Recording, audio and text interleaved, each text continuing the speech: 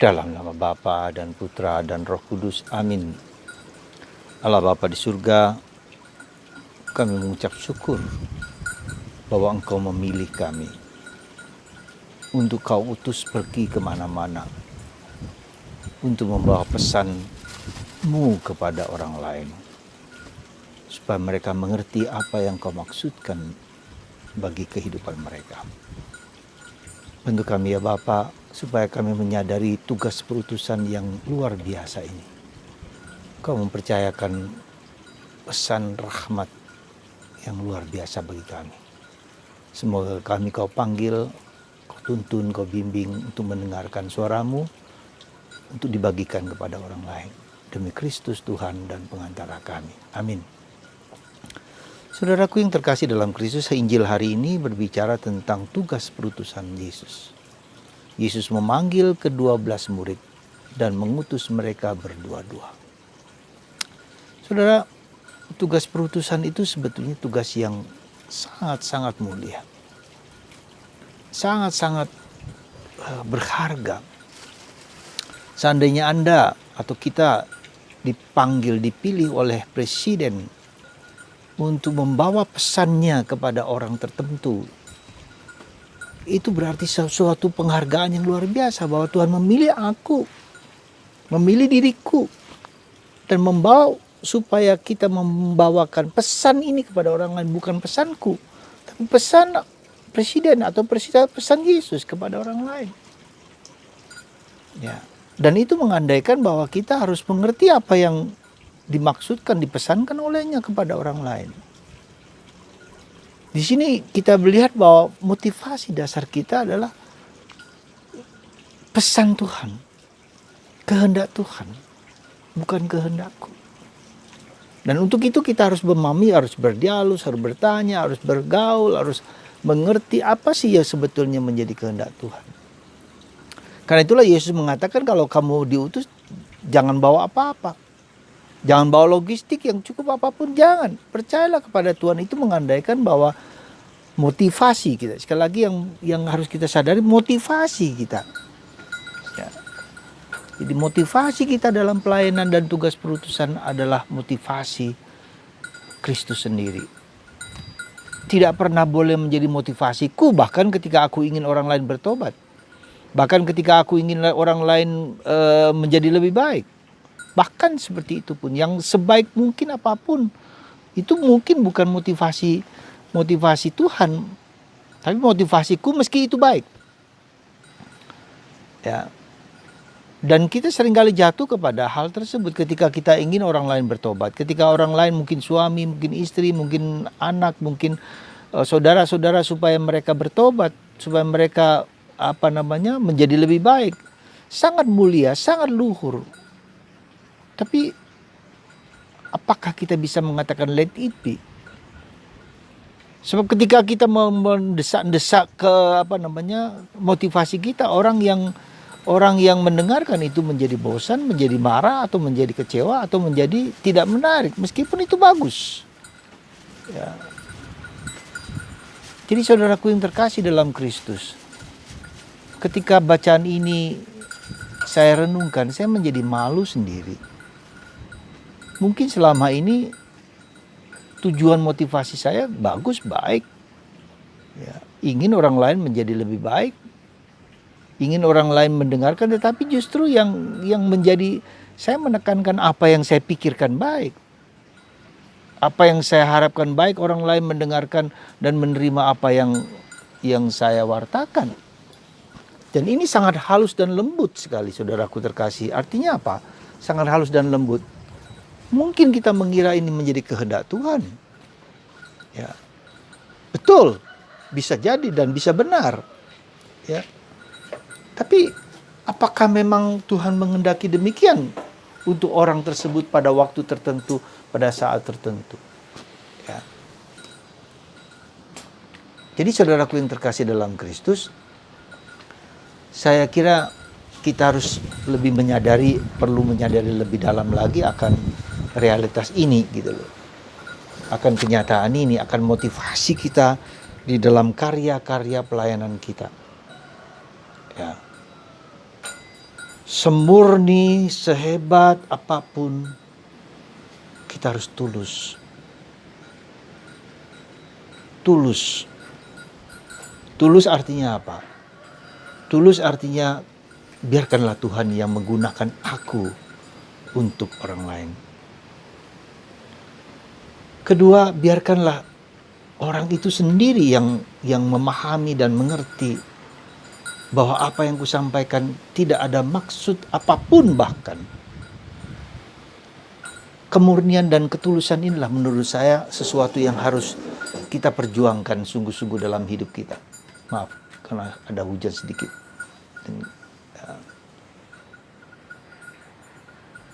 Jadi saudaraku yang terkasih, ada dua hal yang mau saya sampaikan. Pertama, Anda dan saya adalah orang yang dipilih untuk diutus. Dan untuk itu kita harus mengerti dengan sungguh-sungguh apa yang harus kita wartakan kepada orang lain. Ya, itu. Yang kedua, motivasi kita tanpa pamrih. Tulus, murni. Ya. Sesuai dengan apa yang dia kehendaki, bukan kehendakku. Bahkan ketika itu paling murni sekalipun, bahkan ketika itu dia tidak bertobat atau tidak menjadi lebih baik, ya, mungkin tidak sekarang, mungkin lain waktu. Saya melihat misalnya karya-karya gereja Katolik di rumah sakit, di sekolah-sekolah. Seringkali kita tidak bermaksud untuk menobatkan seseorang menjadi Katolik, menjadi apa, menjadi tidak terlalu, mungkin tidak terlalu penting, meskipun esensial. Karena biarkan Roh Kudus bekerja sendiri, Tuhan bekerja sendiri lewat orang tersebut, lewat hidup kita. Nah, tetapi ada satu hal yang menurut saya menjadi sangat dituntut dari kita, dan ini bukanlah yang gampang. Saya pun harus juga memahami dengan baik, yaitu apa? Kita sendiri, pribadiku sendiri. Ya. Pribadiku sendiri yang mendengarkan suara Roh Kudus. Ya. Jadi lebih kepada kerasulan kehadiran,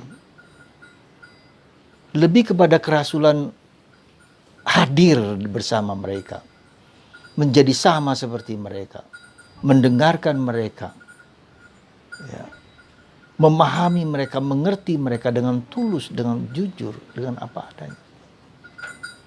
Soal pertobatan, soal mengikuti Kristus, itu adalah tanggung jawab Yesus dan tanggung jawab Roh Kudus. Maka saya ingat akan kata-kata Yesus, ketika kamu dianiaya, ketika kamu diperlakukan tidak adil, ketika kamu ditolak, jangan takut, jangan gelisah, karena Roh Kudus akan menginspirasi kita untuk menjawab apapun juga yang akan menjadi pilihan kita. Jadi sekali lagi saudaraku terkasih, mari kita sadari Anda dan saya dipanggil untuk diutus. Tetapi dengan ketulusan, motivasi yang tulus, yang murni, tanpa pamrih. Sehingga kita bisa bergaul dengan semua orang, dengan siapapun, menjadi saudara bagi setiap orang. Entah dia agama Katolik, agama Kristen, agama Islam, agama Hindu, agama Buddha, siapapun juga. Menjadi saudara bagi setiap orang. Dan itu yang diminta oleh Paus kita sekarang ini. Menjadi saudara, ya, kepada siapapun, ya. Maka kita melihat bagaimana Paulus bisa bergaul dengan siapa saja, menerima siapa saja, meskipun dikritik oleh kalangan gereja, oleh orang-orang internal gereja sendiri. Tetapi itulah yang menjadi saudara. Pertobatan apakah dia menjadi Katolik atau tidak, itu urusan Tuhan. Yang penting dia menjadi manusia yang adalah ciptaan Tuhan, yang diselamatkan Tuhan. Jadi kita harus melihat dulu pribadi manusia yang diselamatkan oleh Tuhan, yang diciptakan oleh Tuhan. Ini dulu, bahwa dia agama Katolik, bahwa dia agama Kristen, bahwa dia bodoh, bahwa dia pandai, bahwa dia berdosa, bahwa dia apapun. Itu adalah bagian dari aksesoris dari pribadinya. Jadi jangan bergerak kepada, kita seringkali, maaf, mungkin kita agak kalau kita perhatikan sungguh-sungguh mengenai motivasi kita melihat bahwa itu orang itu kurang, bahwa kita harus lebih, harus saya lihat, kaya, miskin, itu kita terperangkap kepada kepada sektarianisme dalam melihat segala sesuatu, sudut tertentu. Jadi saudaraku terkasih, mari kita memurnikan motivasi kita. Ya, bahkan mungkin kalau saya boleh katakan, ketika kita mendoakan seseorang, entah itu suami, entah itu istri, entah itu anak, entah itu bapak, entah itu ibu, orang yang dekat dengan kita, dan kita berjuang supaya orang itu bertobat. Mungkin itu benar. Mungkin itu harapan kita dan maksud kita bagus.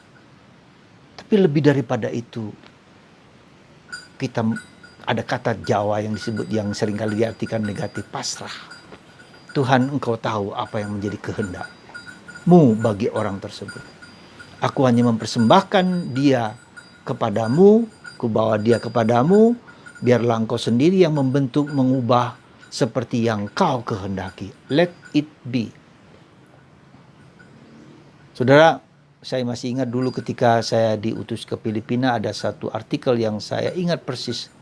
Bermisi adalah bertobat sendiri dulu. Ya, baru saya menjadi mengerti lebih daripada sebelumnya. Saya bermisi, yaitu pertama-tama adalah pertobatan hidupku. Aku harus bertobat. Bukan untuk menobatkan orang lain, tapi aku harus bertobat untuk tidak membawa diriku, membawa pikiranku, membawa kehendakku, membawa kerinduanku sebesar, sebagus apapun. Sebab saya memiliki beban, karena itu dengan begitu saya memiliki beban untuk bergerak, bergaul dengan mereka. Karena saya ada di belakang kepala saya ingin menobatkan mereka. Saudara, semoga kita murni di dalam karya-karya kita. Tidak hanya kepada orang lain, orang non-Katolik, tetapi kepada saudara kita sendiri, sekomunitas pun, sekeluarga kita pun. Tulus, dan tulus, ikhlas. Ya, kita tidak tahu kapan Tuhan menyentuh dan membuka mata hati orang yang di sekitar kita untuk bertobat atau tidak bertobat.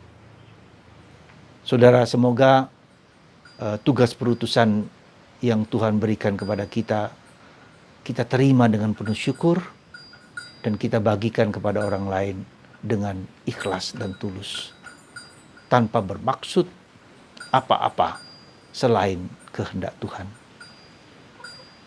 Semoga motivasi dan kerinduan ini kita terima dengan sepenuh hati. Amin.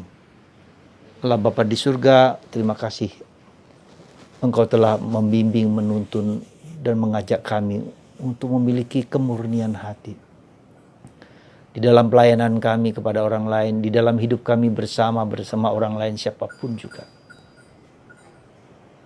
Dan itu menjadi kekuatan kepada kami. Semoga Engkau menguatkan kami, memurnikan motivasi kami, sehingga hanya Engkaulah yang bekerja kepada orang lain. Terpujilah nama-Mu kini dan sepanjang masa. Berkat-Mu atas anak-anak-Mu ini ya Bapa. Apapun juga yang mereka butuhkan, Kau dengarkan sesuai dengan kehendak dan cinta-Mu. Bapa dan Putra dan Roh Kudus. Amin.